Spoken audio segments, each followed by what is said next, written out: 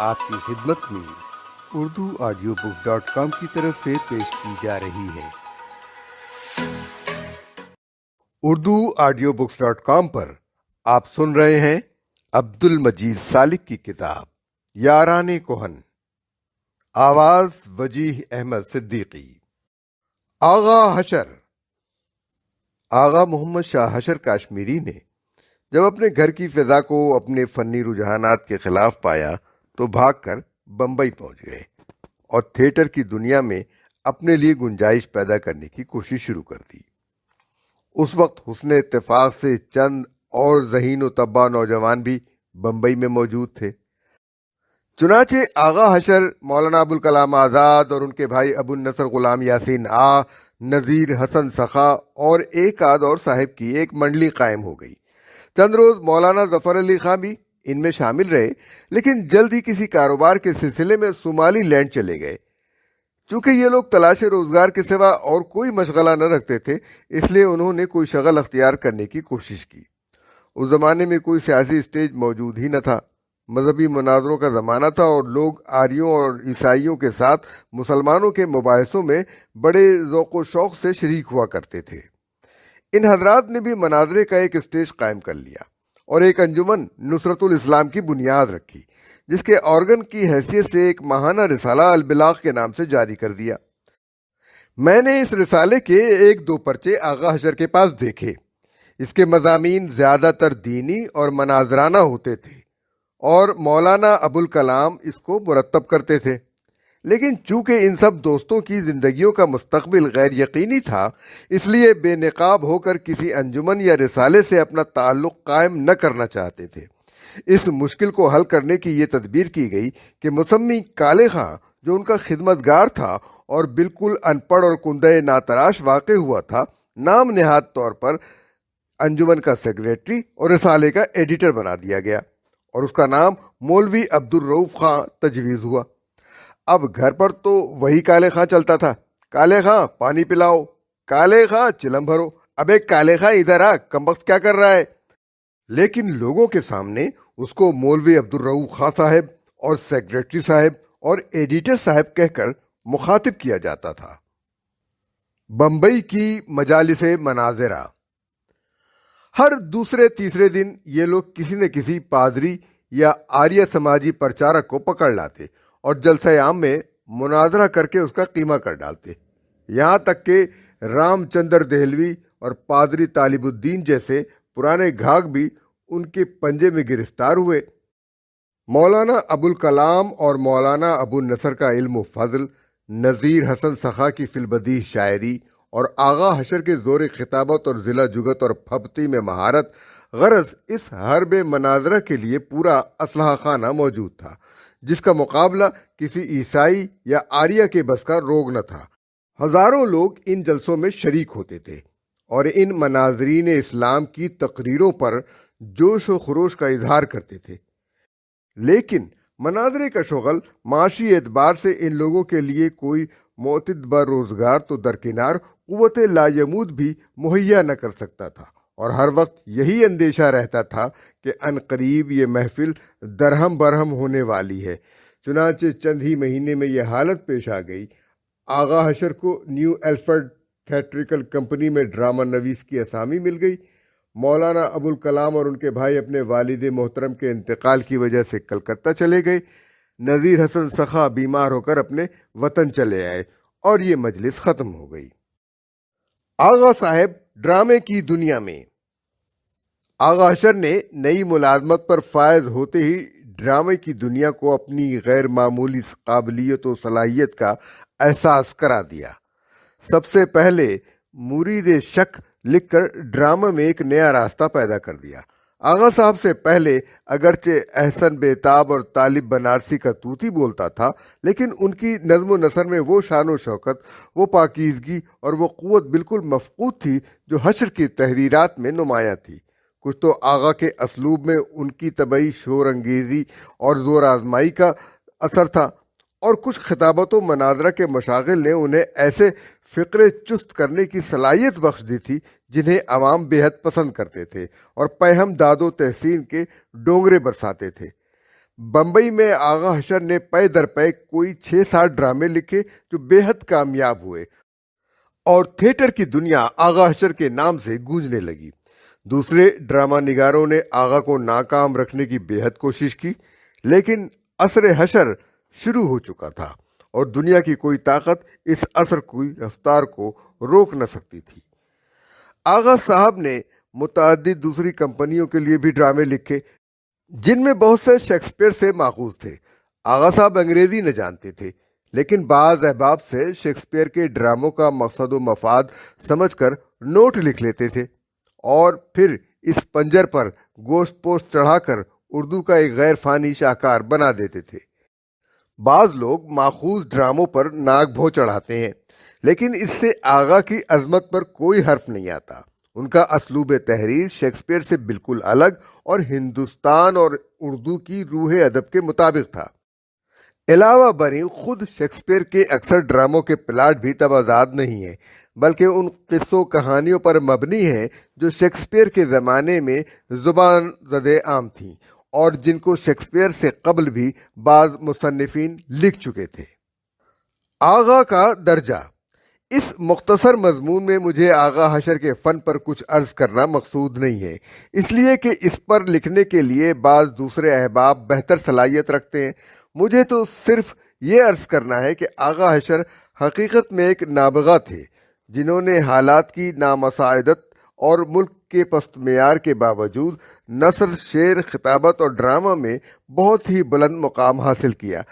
زمانہ کتنی ہی کروٹیں بدل جائے، ادب کی اقدار میں کتنا ہی تغیر پیدا ہو جائے، ڈرامہ زندہ رہے یا مر جائے یا دوبارہ زندگی حاصل کر لے، ہمارے ادب اور ڈرامہ کی تاریخ میں آغا حشر کا دور ہمیشہ نقادوں کے لیے توجہ اور احترام کا مرکز رہے گا۔ اس باکمال شخص نے 20-25 سال تک ڈرامہ کی دنیا میں اس زور و تحدی کے ساتھ اپنا سکہ چلایا کہ اس دوران میں اس کے سامنے بڑے بڑوں کے چراغ نہ جل سکے اور کوئی دوسرا ڈرامہ نویس وہ بات پیدا نہ کر سکا جو حشر سے مخصوص تھی۔ پہلی ملاقات۔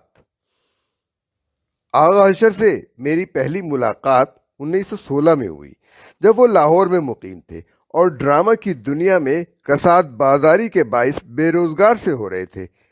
اہلیہ کی علالت اور اس کے بعد وفات نے بھی ان کو بہت افسردہ و دل مردہ کر رکھا تھا۔ انہوں نے اپنے ڈراموں سے ہزارہا روپیہ کمایا، لیکن طبیعت سخی اور لکھ لٹ پائی تھی۔ اپنے متعلقین کی اعانت دریا دلی سے کرتے تھے، دوستوں کو کھلا پلا کر اور عیش کرا کر خوش ہوتے تھے۔ نتیجہ یہ ہوتا تھا کہ اکثر ہاتھ تنگ ہو جاتا تھا۔ اس زمانے میں بھی یہی کیفیت تھی۔ حکیم فقیر محمد چشتی نظامی ان کے جانی و جگری دوست تھے۔ انہی کے ہاں مجھے نیاز حاصل ہوا۔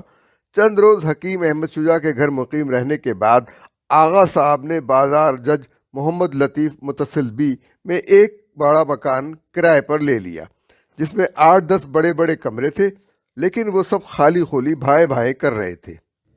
صرف ایک باورچی خانہ آباد تھا جس میں آغا صاحب کا کھانا پکتا تھا اور وہ خود ایک چھوٹے سے گلیارے میں زندگی بسر کرتے تھے۔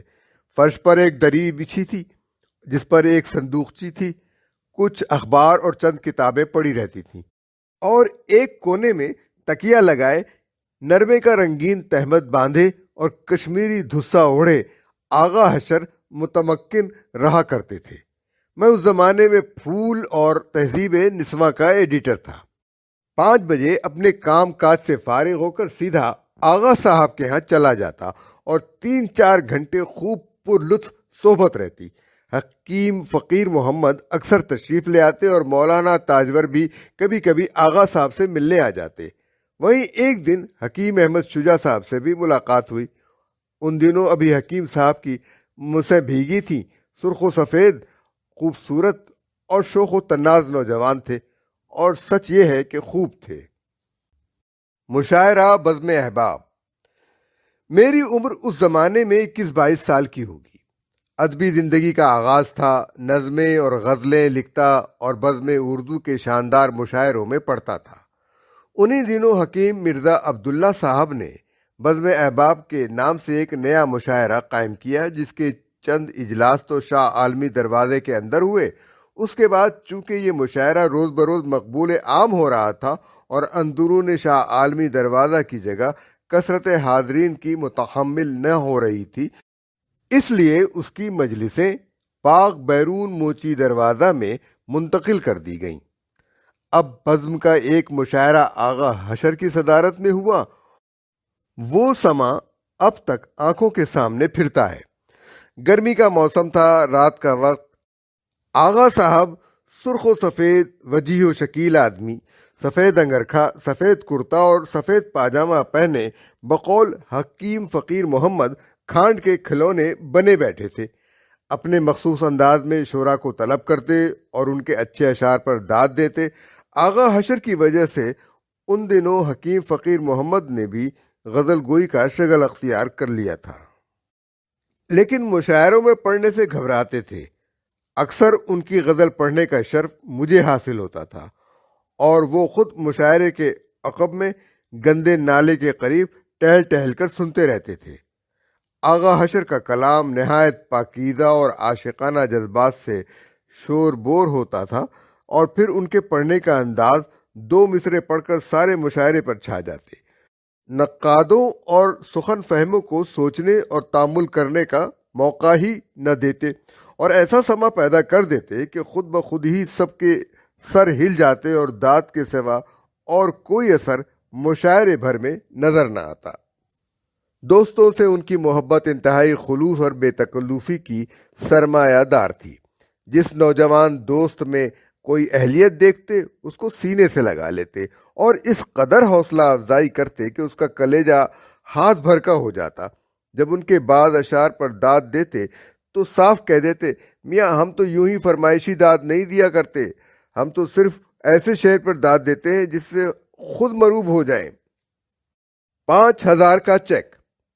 انہی دنوں ایک سیٹھ سہراب جی کا آدمی کلکتہ سے آیا اور 5,000 کا چیک ساتھ لایا۔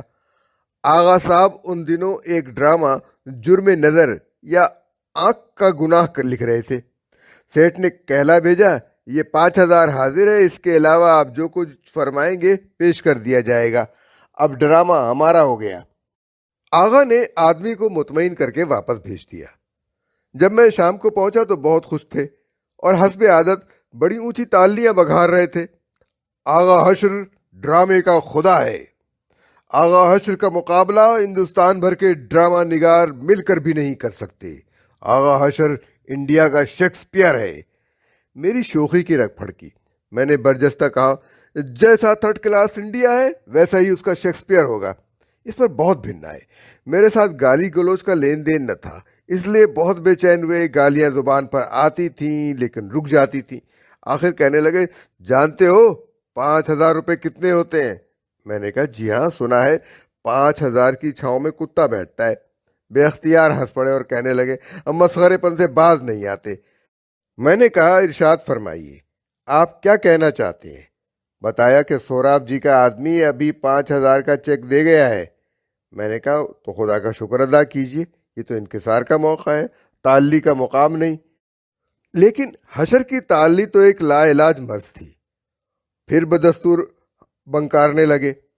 جب میں نے انہیں بتایا کہ یہ چیک کلکتہ کے بینک کا ہے اور اس کا روپیہ 15 روز سے پیشتر آپ کو نہیں مل سکتا، تو طبیعت اعتدال پر آ گئی۔ کہنے لگے، خیر 15 دن اور صحیح، آخر اتنے مہینے افلاس ہی میں بسر کیے ہیں۔ عیاشی۔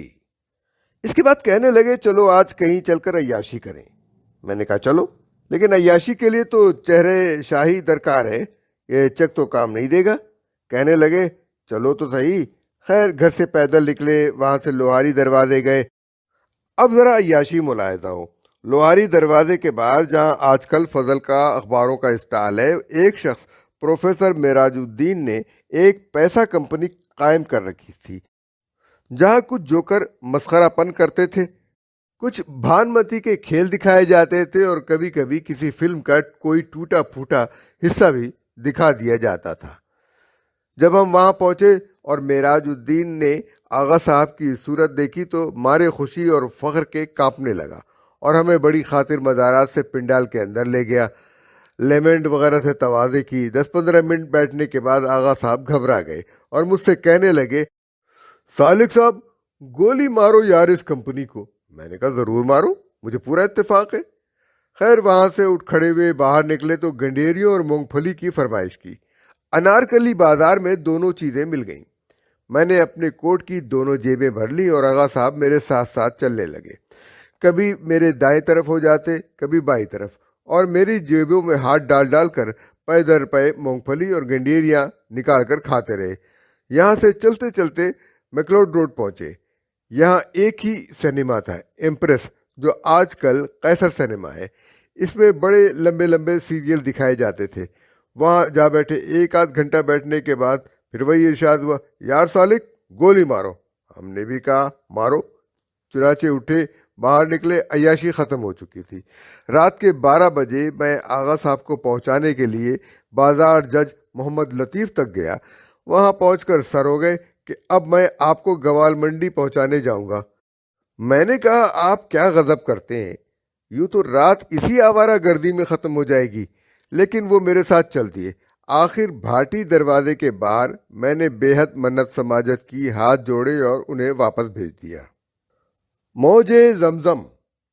انہی دنوں کا ذکر ہے۔ حاجی شمس الدین مرحوم سیکریٹری انجمن حمایت اسلام نے فرمایا، حشر آپ کے دوست ہیں، ان سے کہیے انجمن کا سالانہ جلسہ ہونے والا ہے، اس کے لیے نظم لکھیں۔ اس سے پہلے آغا کی ایک نظم شکریہ یورپ بے حد کامیاب اور مقبول ہو چکی تھی۔ میں نے آغا صاحب سے فرمائش کی کہ انجمن کے لیے نظم لکھیے۔ پہلے تو انکار کرتے رہے۔ آخر یہ قرار پایا کہ نظم کا موضوع بھی میں تجویز کروں اور ہر بند کے لیے مصرعِ طرح بھی بتاؤں۔ میں نے ہنس کر کہا نظم ہی کیوں نہ لکھ دوں۔ آخر میں نے سب احکام کی تعمیل کی۔ ہر روز شام کو میں جاتا تو مجھے ایک بند کے اشعار سناتے اور مجبور کرتے کہ ان پر سخت نقطہ چینی کرو۔ خیر 5-7 روز میں نظم مکمل ہو گئی اور موج زمزم عنوان قرار پایا۔ وہ بہتیرا کہتے رہے کہ ابھی اس کے بعد اشعار کو پالش کرنا ہے، لیکن میں نظم لے کر بھاگا اور چوک موتی پہنچ کر منشی فضل الہی مرغوب رقم کے حوالے کر دیا، جو علامہ اقبال اور حشر کی نظموں کے مستقل کاتب تھے۔ میں نے مرغوب رقم سے کہہ دیا کہ اگر آغا صاحب اس نظم کو دیکھنے کے لیے طلب کرے تو ہرگز نہ دیجیے گا۔ دوسرے ہی دن آغا صاحب نے ایک آدمی ان کے پاس بھیجا کہ ذرا وہ نظم دے دیجیے، بعض مصرے بدلنے ہیں۔ لیکن انہوں نے ٹکا سا جواب دے دیا کہ صاحب ہاتھ کو ہاتھ پہچانتا ہے، نہ میں نے نظم آپ سے لی نہ آپ کو دوں گا۔ سالک صاحب سے کہیے وہ کہہ دیں گے تو بھیج دوں گا۔ آغا صاحب پیچ و تاب کھا کر اور مجھے برا بھلا کہہ کر چپ ہو گئے۔ مختار بیگم۔ چند روز کے بعد آغا صاحب کلکتہ چلے گئے اور میڈن تھیٹر میں انہیں 2000 روپے ماہانہ کی ملازمت مل گئی۔ وہیں ملکہ موسیقی مختار بیگم عرف داری امرتسری سے تعلق پیدا ہوا اور وہ تعلق تا دم مرگ رہا، اس لیے کہ مختار بیگم بھی آغا صاحب کی طرح اپنے فن کی بے نظیر ماہرہ تھیں اور مزاج شناسی کی اہلیت بھی بدرجہ اتم رکھتی تھیں۔ 1934 کے اواخر میں آغا صاحب بیمار ہو کر لاہور آئے۔ چند روز حکیم فقیر محمد چشتی کے ہاں قیام کیا۔ علاج ہوتا رہا لیکن عارضی سا افاقہ ہوا۔ اس زمانے میں حشر پکچرز کی بنیاد رکھی اور ایک ڈرامہ بھیشم لکھا۔ ریس کورس روڈ پر سینٹرل جیل کے پاس ایک کوٹھی کرائے پر لی، وہاں بھیشم کی کاسٹ مرتب ہوئی۔ ابھی یہ تیاریاں جاری تھیں کہ پیغام اجل آن پہنچا اور 28 اپریل 1935 کو اردو ڈرامے کا یہ آفتاب عالم تاب غروب ہو گیا۔ چند مخلص دوستوں نے جنازے کو کندھا دیا اور چپ چاپ اول منزل چھوڑ آئے۔ رہے نام اللہ کا۔